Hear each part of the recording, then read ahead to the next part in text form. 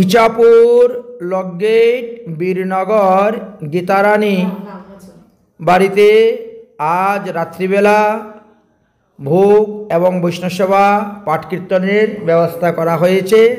বিকাল 3টা থেকেই রান্না শুরু করে দিয়েছি এবং সন্ধ্যা 6টা বাজতেই রান্না হয়ে গেছে।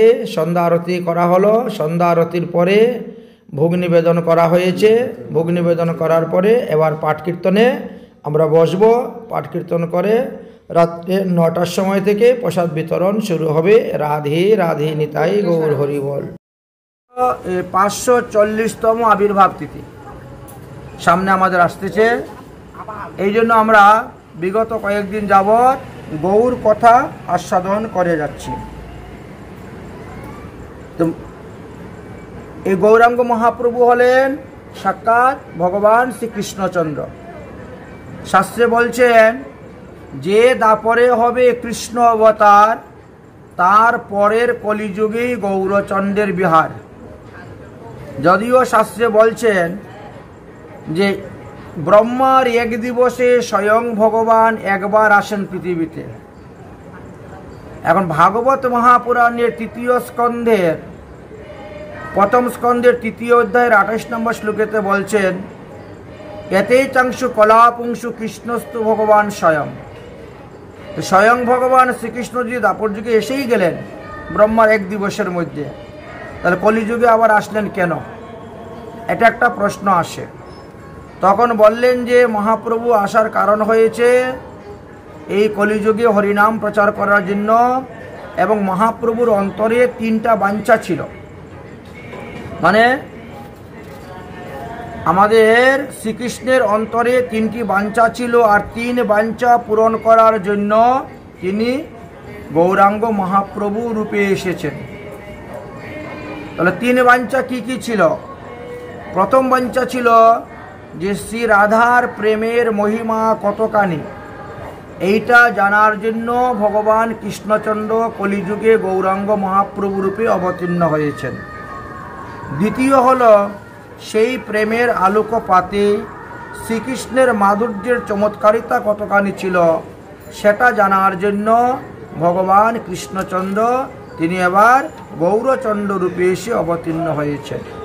আর তৃতীয় হলো সেই চমৎকারিতা অনুভব করে রাধারানীর প্রেম আনন্দ খনিটা কতটুকু চলিত হয়ে উঠত, সেটা জানার জন্য বোঝার জন্যই তিনি গৌরাঙ্গ মহাপ্রভু রূপে প্রকট হয়েছেন। তাহলে শ্রীকৃষ্ণের 3 বাঞ্ছা পূরণের জন্য তিনি কলিযুগে এসে গৌর রূপে অবতীর্ণ হয়েছেন। এই জন্য চৈতন্য মঙ্গল নামক কাব্যেতে লেখা আছে যেই দাপরে হইবে কৃষ্ণ অবতার, সেই কলিযুগে গৌরচন্দ্রের বিহার। কৃষ্ণ নাহি মানে যে তাকে দৈত্য করি মানি, আর চৈতন্য যে না মানে তারে দৈত্য করিয়াই জানি। অর্থাৎ গৌরাঙ্গ মহাপ্রভুকে যে মানবে না তাকে আমরা দৈত্য করেই জানব। তাই গৌরাঙ্গ গৌর পদাস্তরঙ্গ পটতেং সূত্রম কৃতাঞ্জলিম নন্দ গোপ শ্রুতং চৈব নমাম্যাম সা অগ্রজম। শ্রীকৃষ্ণই গৌরাঙ্গ মহাপ্রভু রূপে প্রকট হইলেন, সুতরাং আমি সেই গৌরাঙ্গ মহাপ্রভুকে নমস্কার করি। এখন বর্তমানে গৌরমণ্ডল পরিক্রমা চলতেছে। আজকে সকালে পরিক্রমা বেরিয়েছে, এবং যারা প্রাচীন মায়াপুর থেকে অন্তদ্বীপ হইতে পরিক্রমা বের করেছেন তারা আজকে বেলপুকুরে মহাপ্রভুর মামার বাড়িতে অবস্থান করতেছেন। সবাই নিদয়া ঘাট দিয়ে গঙ্গা পার হয়েছেন, পার হয়ে তারা রুদ্রপুরে গিয়েছেন। আর রুদ্রপুরেরই অন্তর্গত হলো বেলপুকুর একটি স্থান। সেই স্থানে আজকে তারা বিশ্রাম করতেছেন। তাই নাম সিদ্ধান্ত স্থাপিত প্রকাশানাম পরায়ণম কশ্চিত শ্রীকৃষ্ণ চৈতন্য নাম লোকে ভবিষ্যতি। কোনো এক সময় মহাদেব পার্বতীকে বলেছিলেন যে পার্বতী দেবী, ভগবান শ্রীকৃষ্ণচন্দ্র কলির প্রথমে গৌরচন্দ্র রূপে অবতীর্ণ হইবেন। তিনি হরি নাম প্রেম প্রকট করে জীবকে উদ্ধার করার জন্য। হেন কৃপাময় চৈতন্য না ভজিবে যেই জন, সর্ব উত্তম হইলেও সে পশুরেতে গণন। কারণ প্রতিটি যুগে যুগে ভগবানের যুগ অবতারের বিশেষ মহিমা থাকে। তাই এই কলিযুগের যুগ অবতার হলেন গৌরাঙ্গ মহাপ্রভু। আমার অবতারের সার গোরায় অবতার, কেন না ভজিলি তারে। অবতারের সার গোরায় অবতার, কেন না আর কেন না ভজিলি তারে।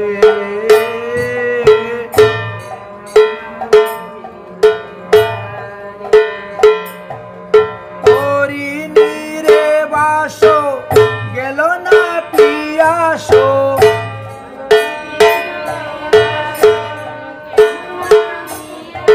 হরিণীরে বাসো গেল না পিয়াসো, আপন করম ফেরে আপন করম ফেরে আপন করম করম ফেরে। কণ্টকের তরু সেবিলে সদাই, কণ্টকের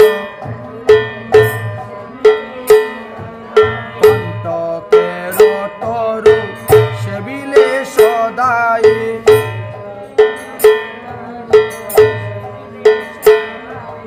অমৃত পাবার আসে,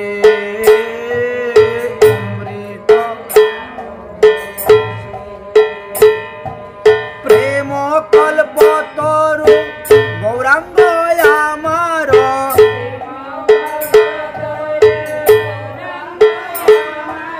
প্রেম কল্পতরু গৌরাঙ্গ আমার।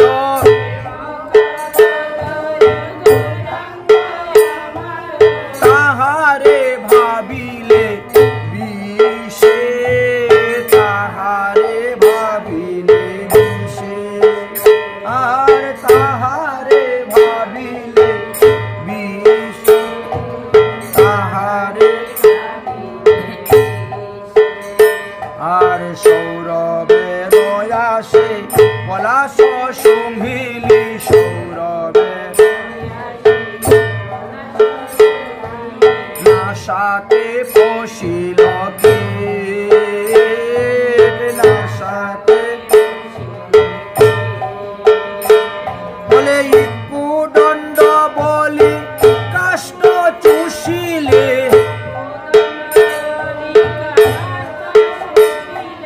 ইকু দণ্ড বলি কাষ্ঠ চুষিলে।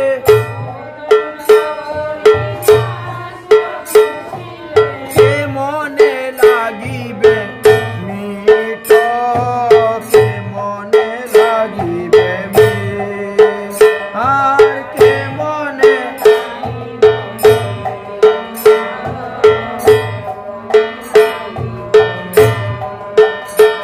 বলে হার বলিয়া গলায় পরিলি, হার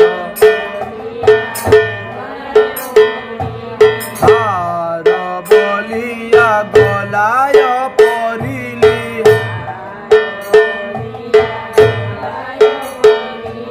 সমন কিঙ্কণ সাব, সমন তুমি শীতল বলিয়া আগুন পুয়ালি, আর শীতল বলিয়া আগুন পুয়ালি।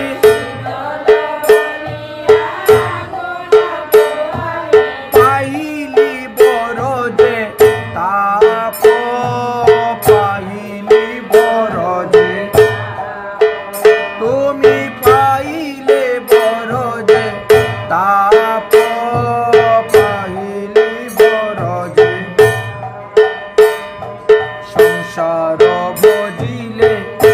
গৌরাঙ্গ ভুলিলে সংসার,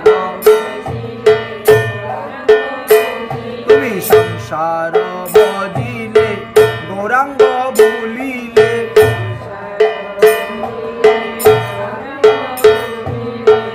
শুনলে সাধুর কথা, না শুনলে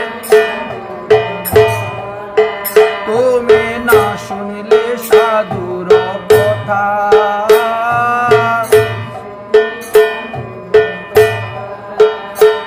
অরে পর কালো দুকুল কুয়ালি, বলে পর কালো দুকুল কুয়ালি,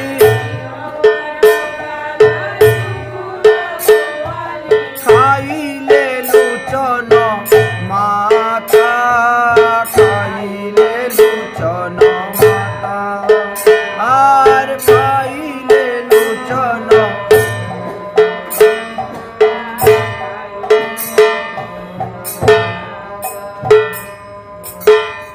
তাই এই কলিযুগে যারা গৌরাঙ্গ মহাপ্রভুকে ভজন করতেছে না, তারা ইক্ষুদণ্ড বলে কাষ্ঠকে চুষতেছে। কাষ্ঠ চুষলে যেমন মিঠা লাগবে না, বরং আরো দাঁত নষ্ট হবে, মুখ নষ্ট হবে, ঠিকই তেমনি ভাবে এই কলিযুগে যারা গৌরাঙ্গ মহাপ্রভুকে ভজে না, তারা সেইভাবেই পতন হইবে। বলছে সৌরভের আসে পলাশ শুঙ্ঘিলি, মানে পলাশ ফুল দেখতে খুব সুন্দর না? তো মানুষে মনে করে পলাশ ফুলটা দেখতে যখন এত সুন্দর, না জানি তার ঘ্রাণটা কত সুন্দর হবে। আর যখনই ঘ্রাণ শুনতে গেল, তখন নাকে দিয়ে সব কীট পোকা, ছোট ছোট গুড়ি গুড়ি পোকাগুলো সব নাকে দিয়ে ঢুকে গেল। এই জন্য আমাদের মহাজনগণ আমাদেরকে সাবধান করে দিচ্ছেন, কারণ কলিযুগে নতুন নতুন অনেক ভগবানের অবতার হয়েছে। এই জন্য আমাদেরকে সাবধান করলেন যে ভগবান চিনতে তোমরা কখনো ভুল করিও না। যাকে তাকে ভগবান বলে, যার তার পায়ে ফুল তুলসী দিয়ে পূজা করতে যেও না, কারণ ফুল হলো দেবতত্ত্ব। এই জন্য ফুল মানুষের চরণে দেওয়া যায় না। যারা দেয় তারা সুসিদ্ধান্ত জানে না। এমনকি গুরুদেবের চরণে পর্যন্ত ফুল দেওয়া যাবে না, কারণ যিনি সদ্গুরুদেব হবেন তিনি ভগবানের প্রসাদী ছাড়া কখনো অন্য কিছু গ্রহণ করবেন না। আর যে অন্য কিছু গ্রহণ করবে সে অসদ্গুরু, সে সদ্গুরু নয়। তো ভগবানকে প্রসাদী দিলেন, ভগবানকে ফুল দিলেন, সেই ফুল এনে গুরুর চরণে দিবেন কেমন করে? গুরুদেবের বক্ষে অথবা মস্তকে অথবা হস্তে, এই তিন স্থানে গুরু পূজার বিধান। গুরুদেবের চরণে কখনো ফুল দিতে নাই। গুরুদেবের পা ধোয়াইতে গেলে কখনো কোনো তুলসী পাতার জল দেওয়া যাবে না, কখনো কোনো তীর্থের জল দেওয়া যাবে না, কখনো গঙ্গা জল দেওয়া যাবে না। গঙ্গা জল দিয়ে গুরুদেবের পা ধোয়াইতে নাই, তীর্থ জল দিয়ে ধোয়াইতে নাই, তুলসী পাতা দিয়ে ধোয়াইতে নাই। এতে গুরু শিষ্য দুইজনই নরকে যাইবে। লুবি গুরু পাপি চেলা, পারের বেলা ঠেলাম ঠেলা। হ্যাঁ, যখন ভব নদী পার হতে যাবেন তখন ঠেলাঠেলি লাগবে। এই জন্য শাস্ত্রের সুসিদ্ধান্ত জেনে শাস্ত্র পালন করো। অল্প পালন করলেও লাভ আছে, বেশি পালনের দরকার নেই। এক অঙ্গ সাধে কিংবা সাধে বহু অঙ্গ, নিষ্ঠা হইতেই হবে তার প্রেমের তরঙ্গ। তাই 64 প্রকার ভজনের অঙ্গ পালন করার দরকার নেই। একটা দুইটা অঙ্গকে নিষ্ঠার সহিত, প্রেমের সহিত, ভক্তির সহিত, শ্রদ্ধার সহিত, বিশ্বাসের সহিত পালন করো, এতেই কাজ হয়ে যাবে। এই জন্য আমাদেরকে বলছেন ভগবানকে চিনতে ভুল করবেন না। মহাপ্রভু 48 বৎসর ছিলেন। মহাপ্রভুর একটা দাড়ি মুছ উঠে নাই 48 বৎসরের মধ্যে। ভগবান কৃষ্ণচন্দ্র 125 বৎসর ছিলেন, দেখতে 15 বৎসরের কিশোর বয়স, একটা দাড়ি মুছ উঠে নাই। রামচন্দ্র 11,000 বৎসর রাজত্ব করেছিলেন, একটা দাড়ি মুছ উঠে নাই। বুঝতেছেন? এই জন্য ভগবান চিনার কতগুলা লক্ষণ বলে গেলেন। ভগবান কৃষ্ণচন্দ্র 7 বছর বয়সে 7 দিন 7 রাত 7 ক্রুশ লম্বা গিরিরাজ গোবর্ধন পর্বতকে কানি আঙ্গুলে নৌকোর উপর ধারণ করেছেন। এখন যারা ভগবান বলে দিয়ে 5 কিলো ওজন একটা পাথর দেও তো, বলে দেখি আঙ্গুলে ধারণ করে রাখো তো, তুমি কত বড় ভগবান দেখা যাবে। এই জন্য আমাদেরকে সাবধান করতেছেন। নগদ্য পরিমণ্ডল হয় তার নাম, নগদ্য পরিমণ্ডল চৈতন্য গুণধাম। আমরা সবাই নিজের হাতে 3.5 হাত, কিন্তু মহাপ্রভু নিজের হাতে 4 হাত লম্বা ছিলেন। মহাপ্রভুর শরীরে 32টা লক্ষণ ছিল, একটা নয় দুটা নয়। তিনার 32টা লক্ষণ ছিল মহাপ্রভুর শরীরের মধ্যে। আর তিনার চরণের মধ্যে, পায়ের নিচে, পায়ের তলায়, হাতের তলায় 68টা চিহ্ন ছিল। এই সমস্ত চিহ্ন দেখেই মুনিগণ বলে থাকেন যে এই যুগে কে ভগবান রূপে এসেছেন আর কে ভগবান নহে। কৃষ্ণ বিনু ধর্ম কেহ না পারে স্থাপিতে, অবশ্যই আনিব কৃষ্ণ কলির প্রথমেতে। তাই এই মহাপ্রভুকে আনার জন্য অদ্বৈত প্রভু গঙ্গার জল তুলসী পাতা দিয়ে তিনি তপস্যা করেছিলেন। যদি কৃষ্ণ দাসময় হই সর্বতায়, কলিতে আনিব তবে প্রভু যদুরায়। এই সংকল্প নিয়ে তিনি তপস্যা করেছিলেন। তিনার সঙ্গে তপস্যায় যোগদান করেছিলেন নামাচার্য হরিদাস ঠাকুর। তিনি প্রতি মাসে 1 কোটি হরিনাম করতেন ভগবানকে পৃথিবীতে অবতীর্ণ করাইবার জন্য। আনিব সকল দেবগণ তাহার সঙ্গে, অস্ত্র পরিষদ আদি করি নানা রঙ্গে। এবং ভগবানকে তো আনব, ভগবানের সঙ্গে তিনার যত পরিকর তাদেরকেও পৃথিবীতে এনে আমি জন্মগ্রহণ করাইব। ব্রহ্মা আদি দেবগণ, সনক আদি মুনিগণ পৃথিবীতে জন্মিবে দেবী কাত্যায়ন। একে একে সমস্ত দেবগণ দেবীগণ তারা নররূপ নারী রূপ ধারণ করিয়া এসে তারা অবতীর্ণ হলেন। কেন? তারা অবতীর্ণ হয়েছে মহাপ্রভুর লীলার সহায়কের জন্য, মহাপ্রভু লীলার সহায়তা করার জন্য। দ্বারকাতে যত আছে আরো যদু অংশ, পৃথিবীতে জন্মিল সবাই নিজ নিজ অংশ। তাই দ্বারকাতে যারা যদুবংশ ছিলেন তারাও নিজ নিজ অংশেতে এসে জন্মগ্রহণ করেছেন। জন্মগ্রহণ করে ভগবানের লীলার সহায়তা রূপে তারা ছিলেন। এই জন্যই ভগবানকে চিনতে গেলে আমাদেরকে শাস্ত্র পড়তে হবে, গ্রন্থ পড়তে হবে। কারণ ভগবান আসার আগেই, হাজার হাজার বৎসর আগেই মহাপ্রভুর আগমনের কথা শাস্ত্রে লেখা থাকে। তাই শাস্ত্রে যাহা লেখা নয় তাহা মানাটাই আমাদের অপরাধ। তাই আমরা এই অনিত্য দেহ দিয়ে মৃত্যুর আগেই নিত্যবস্তু ভগবানকে লাভ করতে পারব। আমরা সবাই মরার জাত, এটা সবাই জানি। জাতস্য হি ধ্রুবম মৃতম, ধ্রুবম জন্ম মৃতস্য চ, তস্মাৎ পরিহার্য অর্থে নতত শৌচিনম মাপনুয়াৎ। আমরা যেহেতু জন্মগ্রহণ করেছি তাহলে আমাদেরকে অবশ্যই মৃত্যুবরণ করতে হইবে। কিন্তু মৃত্যুর পূর্বে আমরা যদি চেষ্টা করি তাহলে আমরা অনিত্য দেহ দিয়েই নিত্যবস্তু ভগবানকে লাভ করতে পারব। অনেকেই শাস্ত্র পড়েন কিন্তু শাস্ত্রের যথার্থ অর্থ তিনি বুঝতে পারেন না। শাস্ত্র পড়িয়া সবে এই কর্ম করে, শ্রোতার সহিত যম পাশে বদ্ধ হইয়া মরে। শাস্ত্র পড়া সত্ত্বেও পাপকর্ম থেকে তারা মুক্তি লাভ করতে পারে না। শাস্ত্র পড়া সত্ত্বেও সদাচার পালন করে না। শাস্ত্র পড়া সত্ত্বেও মালা তিলক ধারণ করে না।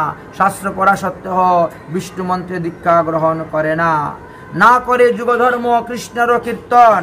শাস্ত্র জানা সত্ত্বেও তারা যুগধর্ম, কলিযুগের যুগধর্ম যে হরিনাম সংকীর্তন সেটা তারা করে না।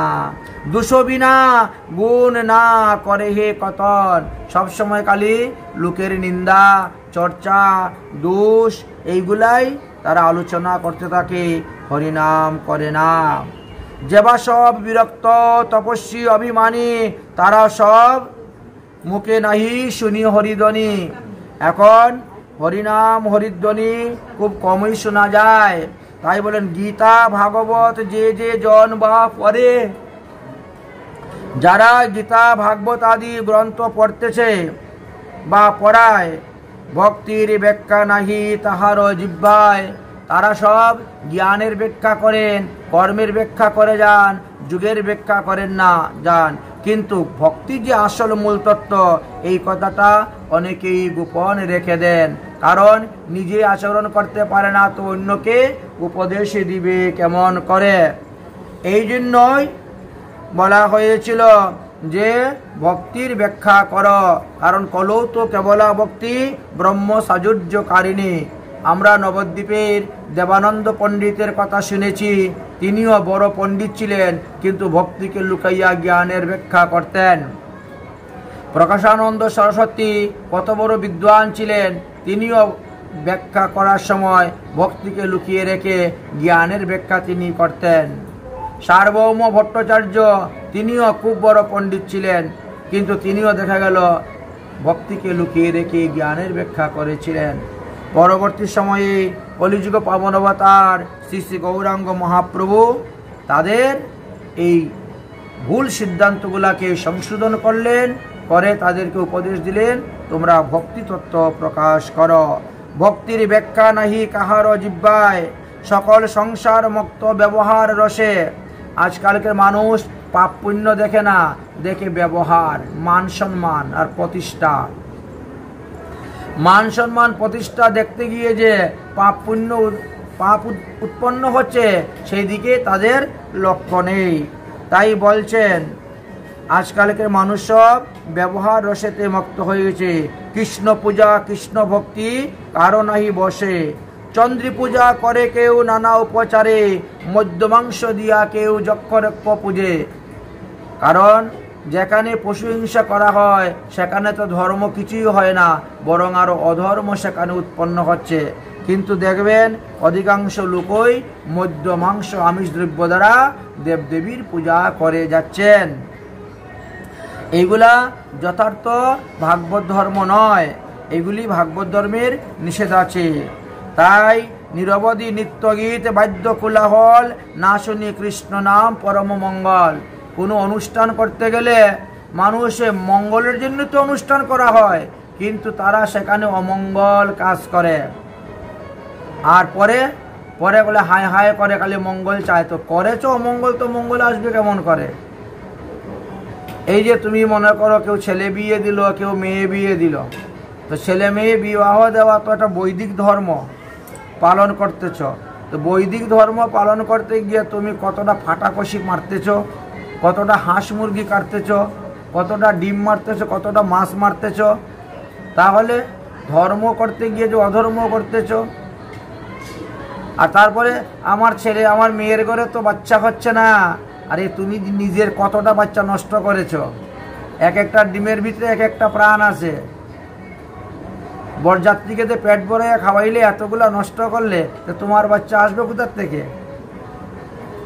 মনে জানি নিজের ছেলের যদি কিছু হয়, অন্যের ছেলেকে বলি দিয়া নিজের ছেলেকে খাওয়ায় সুস্থ রাখার জন্য। তখন মনে থাকে না যে আরেকজনের সন্তানকে আমি হত্যা করতেছি, এখানেও আমার পাপ হচ্ছে। পাপ কখনো কাউকে ছাড়বে না, সবাইকে পাপের ফল ভোগ করতে হবে। আর ভোগ করেই যাচ্ছে লোক, ভোগ করে যাচ্ছে। তাই বলছে না শুনে কৃষ্ণ নাম পরম মঙ্গল। সৎ উপদেশ ভালো উপদেশ দিলে কেউ গ্রহণ করতে চায় না, খারাপ উপদেশ সব শোনে। কৃষ্ণ কথা স্মরণে হেন নাহি জন, আপনায় আপনি সবাই করে হে কীর্তন। ভগবানের লীলা কথা, ভগবানের নাম শ্রবণ করবে, এমন লোক বড়ই করম। তাই কিছু নাহি জানে লোক ধনপুত্র আসে, খালি ধনং দেহি জনং দেহি পুত্রং দেহি বিদ্যাং দেহি, এই খালি দেবদেবীর কাছে প্রার্থনা আর দেবদেবীর পূজা করা। কিন্তু এই সমস্তের দ্বারা কখনো আত্মকল্যাণ হবে না, ভগবত প্রাপ্তি হওয়া যাবে না, মুক্তিলাভও করা যাবে না। যদি মুক্তিলাভ করতে চাও তাহলে হরি ভজন করো, শ্রীকৃষ্ণের ভজন করো। সকল পাষণ্ডী লোকে দেখে বৈষ্ণব দেখলে হাসে। এখন যে সমস্ত বৈষ্ণবগণ আছেন তারা হরিভজন করে যান, তাদেরকে দেখলে পরেও লোকে হাসে, নিন্দা করে, ঠাট্টা করে, পরিহাস করে। এই জন্য এই যে অপরাধ, সেই অপরাধ ফল তাদেরকে ভোগ করতে হয়। আর এই সমস্ত তত্ত্বকথা বুঝাইবার জন্যই মহাপ্রভু সপরিকরে এসে অবতীর্ণ হইয়াছেন। সপরিকরেই তিনি অবতীর্ণ হইয়াছেন নবদ্বীপ ধামে। তাই বলছে, নানা স্থানে অবতীর্ণ হইয়া ভক্তগণ নবদ্বীপে আসিয়া হইল সবার মিলন। মহাপ্রভুর যত পরিকর ছিলেন, পার্ষদগণ ছিলেন, তারা বিভিন্ন স্থানেতে অবতীর্ণ হয়েছেন, কিন্তু নবদ্বীপে এসে মহাপ্রভুর সঙ্গে সবার মিলন হয়েছিল। তাহলে আমরা দেখতে পাই নবদ্বীপের মধ্যে কি কি আছে আমাদের? অন্তদ্বীপ, বুদ্রুমদ্বীপ, মধ্যদ্বীপ, কুলদ্বীপ, ঋতুদ্বীপ, জন্মদ্বীপ, মুদ্রোদ্যম দ্বীপ, এই 7টি দ্বীপ। তারপরে হয়েছে 8 নম্বর হলো ঋতুদ্বীপ, আর 9 নম্বর হলো জন্মদ্বীপ। আচ্ছা,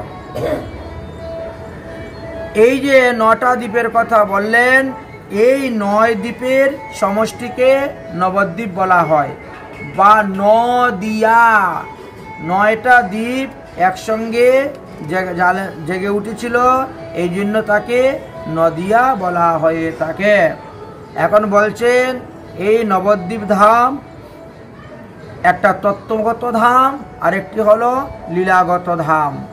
তাই মহাপ্রভু অবতীর্ণ হলেন এই ফাল্গুন মাসের পূর্ণিমা তিথিতে। তিনি অবতীর্ণ হয়ে আমাদেরকে ধন্য করলেন। মহাপ্রভু অবতীর্ণ হওয়ার পর জ্যোতিষগণ আসলেন এবং তারা বিচার করে দেখলেন যে মহাপ্রভুর শরীরের মধ্যে 32টি লক্ষণ আছে। মহাপ্রভুর হস্তপয়েদের মধ্যে 68টি চিহ্ন আছে। তখন তারা বুঝতে পারলেন যে ইনি হলেন স্বয়ং ভগবান, আর এই স্বয়ং ভগবানের কৃপায় পাপি টাপি উদ্ধার হইবে।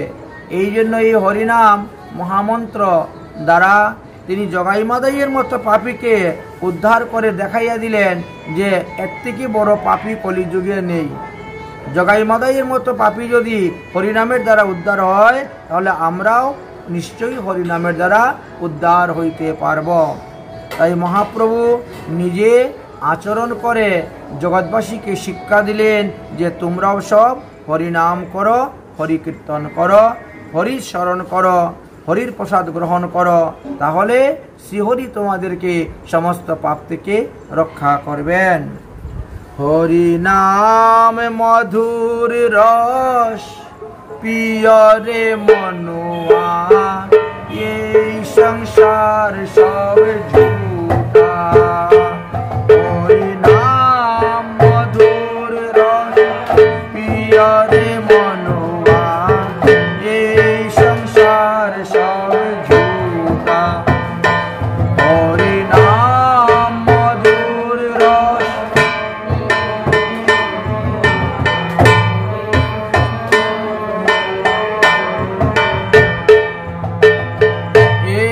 संसार सब झूठा रे मनुआ, ये संसार सब झूठा, ये संसार सब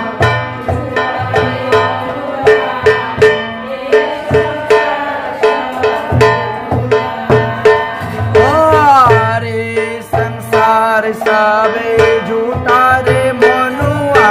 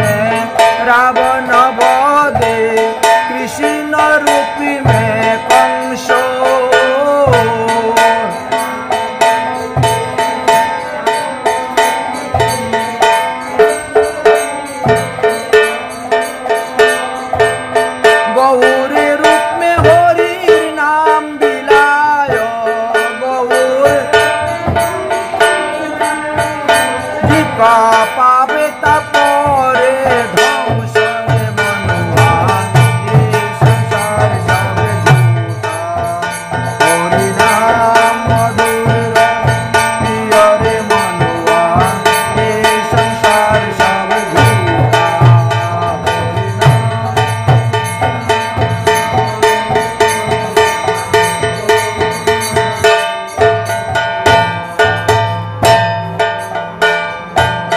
राम नाम से धनुष बनायो कृष्ण नाम से बाशी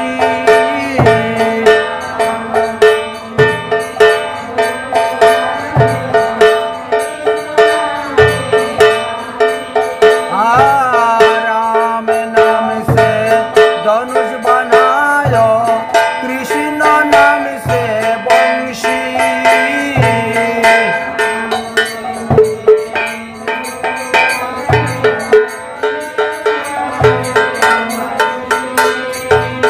राधार नाम से वर्षी बनायो राधार कर दे माया का फांसी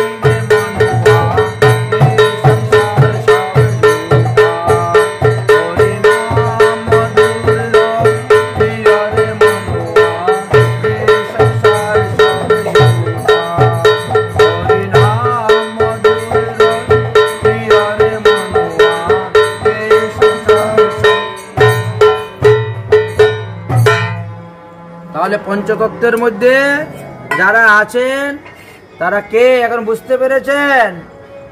এই জন্যই বলছে পঞ্চতত্ত্বাত্মকং কৃষ্ণ ভক্ত রূপ স্বরূপকম ভক্ত অবতারং ভক্তামি নমামি ভক্ত শক্তিকম।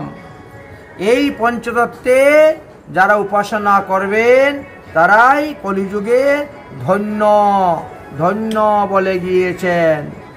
শ্রীমদ্ ভাগবত মহাপুরাণে বললেন কৃষ্ণ বর্ণ তিসা ও কৃষ্ণ সাঙ্গ উপাঙ্গ অস্র পার্ষদম যজ্ঞে সংকীর্তন প্রায়ই যজন্তিহি সুমেধসা। তাই এই কলিযুগের বুদ্ধিমান মানুষ তারা যারা গৌরীর উপাসনা করেন। মহাপ্রভু আসার আগে অনেক অনেক মহাজন এসেছেন, মহাপ্রভু আসার পরেও অনেক অনেক মহাজন এসেছেন, কিন্তু কেউ এই চিত্তশুদ্ধির কথা বলে নাই, কেউ এই রাধা প্রেম গোপী প্রেম ব্রজ প্রেম আমাদেরকে দান করে দিয়ে যায় নাই। তাই তো মহাজনগণ বলছেন অনর্পিত চরিং চিরাত করুণায়বতীর্ণ কলো সমর্পয়িতুম উন্নত উজ্জ্বলম সভকেতি শ্রয়াম হরিপুরুট সুন্দর দূতি কদম্ব সন্নিপীতম সদা হৃদয় স্কন্দরে পুরত ব শচী নন্দনঃ। অনর্পিত চরিঞ্চিরাত মানে যাহা চির অনির্পিত ছিল, অর্থাৎ কেউ কোনোদিন কোনো কালে এসে দান করে নাই, সেই বস্তু আমাদেরকে মহাপ্রভু এসে দান করে দিয়ে গিয়েছেন। অতএব সেই গোপী রাগানুগা ভক্তি যদি আমরা পালন করতে পারি তাহলে আমাদের মঙ্গল আমাদের কল্যাণ হইবে। আমাদের ভক্তিকে বলা হয়েছে এক হলো রাগানুগা ভক্তি আর এক হলো বিধিমার্গের ভক্তি। তাই বিধিমার্গে যদি কেউ ভজন করে তাহলে পার্শ্বদ দেখেতে তিনি বৈকুণ্ঠে যাবেন, আর রাগমার্গে যিনি ভজন করবেন তিনি ব্রজেন্দ্র নন্দন শ্রীকৃষ্ণকেই পাবেন। এটি হলো উত্তম রাস্তা।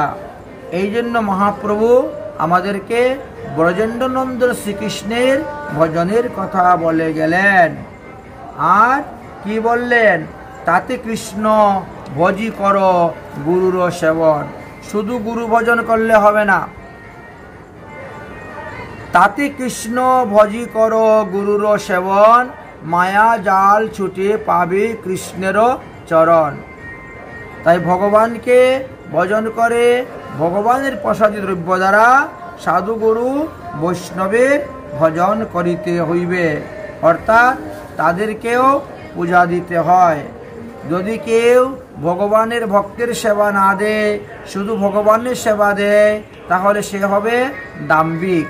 আর যারা দাম্ভিক, অহংকারী, অভিমানী, তারা কখনো ভগবানের কৃপা লাভ করতে পারে না। তাই ভগবানের কৃপা যদি লাভ করতে হয়, তাহলে সাধু সেবা বা বৈষ্ণব সেবা একান্ত প্রয়োজন। বৈষ্ণব এর কৃপা ছাড়া, সাধুগুরুর কৃপা ছাড়া আমরা পরম ব্রহ্ম ভগবান শ্রীকৃষ্ণকে লাভ করতে পারব না।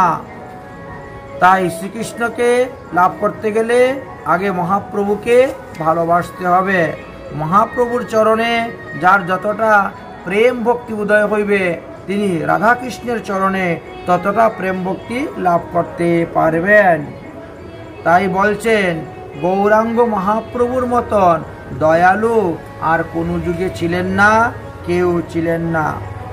তাই আমাদের মহাজনগণ গৌরাঙ্গ মহাপ্রভুর ভজনের কথা বলে গিয়েছেন।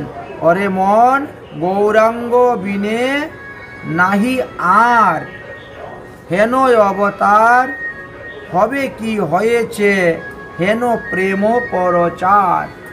মহাপ্রভু যেভাবে রাধা প্রেম, ব্রজ প্রেম প্রচার করে গিয়েছেন, এই জগতে কেউ আর এরকম প্রচার করে নাই। দুর্মতি অতি পতিত পাষণ্ডী, প্রাণে না মালিল কারে, হরি নাম দিয়ে হৃদয় শুধিল, যাচি গিয়া ঘরে ঘরে। অন্যান্য অবতারে, রামাদি অবতারে নানা অস্ত্র ধরে পাপীরে করেছে সংহার, কিন্তু এই কলিযুগে বলছেন, এবে নাহি অস্ত্র ধরব, প্রাণে নাহি কাউকে মারব, আমি চিত্তশুদ্ধি করিব সবার।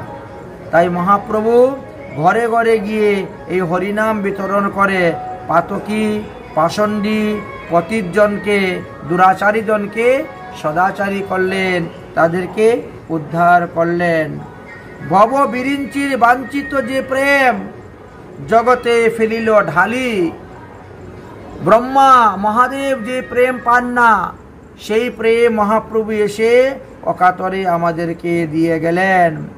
কাঙ্গালে পাইয়া খাইল নাচিয়া, বাজাইয়া করতালি।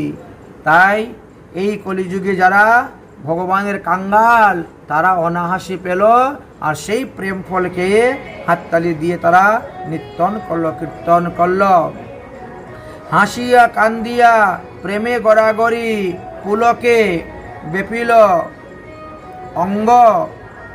চণ্ডালে ব্রাহ্মণে করে কুলাকুলি, কবে বা ছিল এন রঙ্গ। না সত্য যুগে, না তেতা যুগে, না দাপর যুগে, কোনো যুগেই ব্রাহ্মণ আর চণ্ডালের মধ্যে কুলাকুলি করে নাই। কিন্তু এই কলিযুগে মহাপ্রভু যে বৈষ্ণব ধর্ম স্থাপন করে গেলেন, এই বৈষ্ণব ধর্মতে দেখবেন ব্রাহ্মণে চণ্ডালি করে কুলাকুলি, কারণ বৈষ্ণবেতে কোনো জাতিবুদ্ধি দিয়ে দেখতে নাই। কে শূদ্রকুল থেকে এসেছে, কে ব্রাহ্মণ কুল থেকে এসেছে, কে বৈশ্যকুল থেকে এসেছে, কে ক্ষত্রিয় কুল থেকে এসেছে, ওটা বিচার করা হয় না। বৈষ্ণব সবাইকে বৈষ্ণব জ্ঞানে আদর, আপ্যায়ন, দণ্ডবত, প্রণাম, আলিঙ্গন ইত্যাদি করিয়া থাকেন। তাই ডাকিয়া হাকিয়া ফুল ও করতাল, গাইয়া ধাইয়া ফিরে যায়। মহাপ্রভু সবাইকে ডেকে এনে হরিনাম সংকীর্তন করলেন, জগাই মাদাই উদ্ধার করলেন, কাজী উদ্ধার করলেন। দেখিয়া সমন তরাস পাইয়া, কপাট হানিল দ্বারে। মহাপ্রভু যখন এই নাম প্রেম প্রচার করতে শুরু করলেন, তখন যম মহারাজ দরজার মধ্যে কপাট দিয়ে দিলেন, কারণ এই কলিযুগে সব উদ্ধার হবেন, সবাই ভগবত ধামে চলবে। তাই এ তৃণভুবন আনন্দে ভরিল, উঠিল মঙ্গল রুল, কহি প্রেমানন্দ, এমন গৌরাঙ্গ রতিনা জন্মিল তুর। যে গৌরাঙ্গ মহাপ্রভু এত সুন্দর প্রেমের অবতার, এত সুন্দর হরিনাম এনে আমাদেরকে দিয়েছেন, আর সেই মহাপ্রভুর প্রতি আমাদের রতি জন্মিল না, আমাদের ভক্তি জন্মিল না। এই যে এখনকার সময় কি বলা হয়, বসন্তকাল বলা হয়, তাই না? আমাদের বৃন্দাবনে 40 দিন যাবৎ রং খেলা হয়। সরস্বতী পূজার দিন থেকে আরম্ভ হলো। সরস্বতী পূজার দিনকে কি বলা হয়? বসন্ত পঞ্চমী, তাই না? এই বসন্ত পঞ্চমী থেকে আরম্ভ করে গৌর পূর্ণিমা পর্যন্ত 40 দিন রং খেলা হয়ে থাকে, বুঝেছেন? প্রতিদিন এক এক দিন এক এক মন্দিরে রং খেলা হবে। হোলির যত গান আছে সমস্ত গান গাইবেন আর রং খেলবেন, প্রতিটা দিন হবে রং খেলা। এইভাবে গৌর পূর্ণিমা পর্যন্ত রং খেলা হবে। গৌর পূর্ণিমার পরে বৃন্দাবনে ব্রজেতে আর কেউ রং খেলবে না। কিন্তু এতত্তই এলাকায় উল্টা নিয়ম আমাদের, গৌর পূর্ণিমার আগে কেউ রং খেলবে না। গৌর পূর্ণিমার দিন থেকে রং খেলা শুরু হবে, 5 দিন 7 দিন 10 দিন 15 দিন রং খেলা হবে, বুঝেছেন? এই জন্যই আমাদের নরোত্তম দাস ঠাকুর মহাশয় বলছেন, ব্রজজনার যেই মত তাতে হও অনুরোধ। ব্রজের যেই মত ওই মতটাই তোমরা গ্রহণ করো, ওটাই আসল মত। ব্রজজনার যেই মত তাতে হও অনুরোধ, পূর্ব পর করিয়া বিচার। বিচার করে দেখো, পূর্ব পর বিচার করে তোমরা কাজ করো, তবেই তোমাদের মঙ্গল হইবে। আসুন আমরা একটা গৌরাঙ্গ মহাপ্রভুর হোলি লীলার গান করি। হোলি রঙ্গে বিহরে আমার গৌর নিত্যানন্দ, হোলি রঙ্গে বিহরে আমার গৌর নিত্যানন্দ, আর হোলি রঙ্গে বিহরে আমার গৌর নিত্যানন্দ, হোলি রঙ্গে গৌর নিত্যানন্দ, গৌরী নিত্যানন্দ আমার শ্রী অদ্বৈত চন্দ্র, গৌরী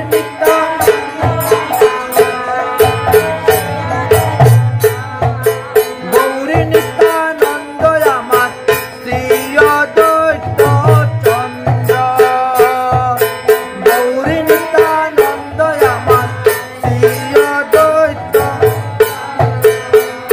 কত রঙ্গে বিহরয় রে, কত রঙ্গে, ও কত রঙ্গে বিহরয় রে, কত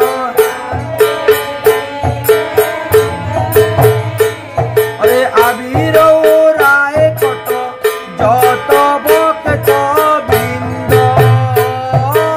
আবির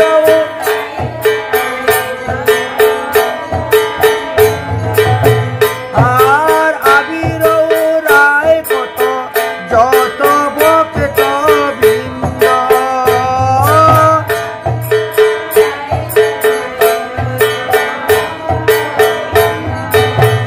আর ফাগুরঙ্গে বিহরে আমার নিত্যানন্দ, হোলি রঙ্গে বিহরে আমার গৌর নিত্যানন্দ, হোলি রঙ্গে বিহরে আমার গৌর নিত্যানন্দ, হোলি রঙ্গে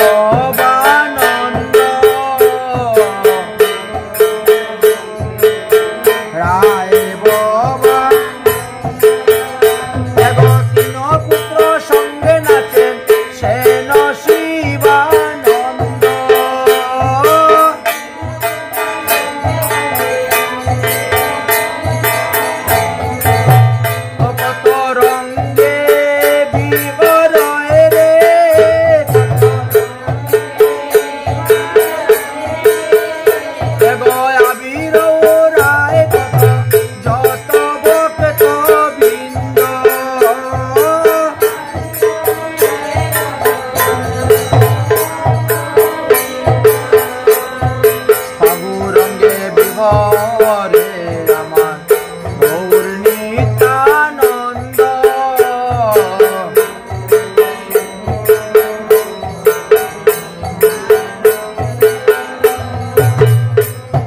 দ্বাদশ গোপাল আদি 64 মহান্ত।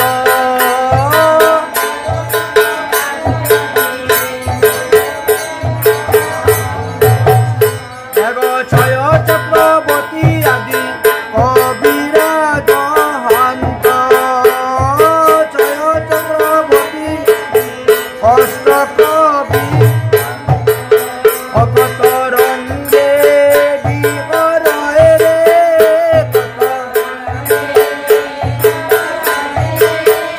কত রঙ্গে বিহরয় রে কত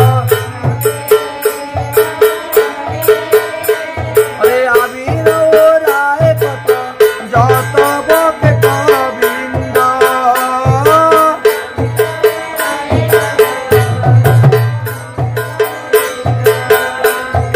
গৌরিয়া গৌরিয়া আদি গৌর ভক্ত বৃন্দ। গৌরিয়া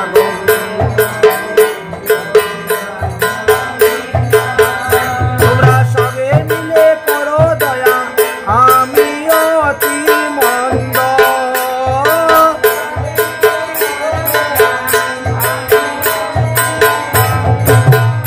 কত রঙ্গে বিহরয় রে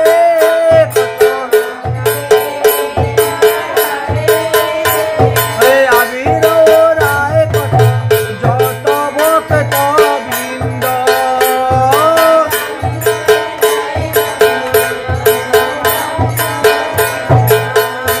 আর হোলি রঙে বিহরে আমার শ্রী রাধা গোবিন্দ।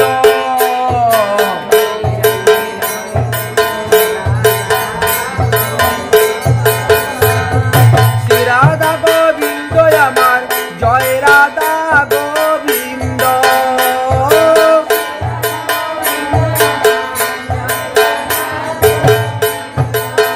অকত রঙ্গে বিহরয় রে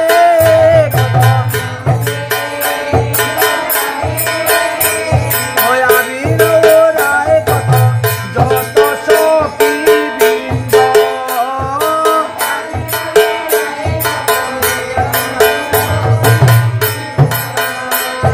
শ্যাম সুন্দর মদন মোহন বৃন্দাবন চন্দ্র।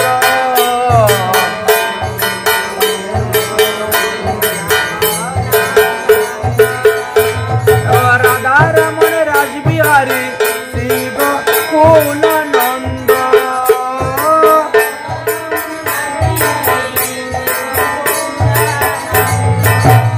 কত রঙ্গে বিহরয় রে কত আবির রায় কত যত সখী বৃন্দ।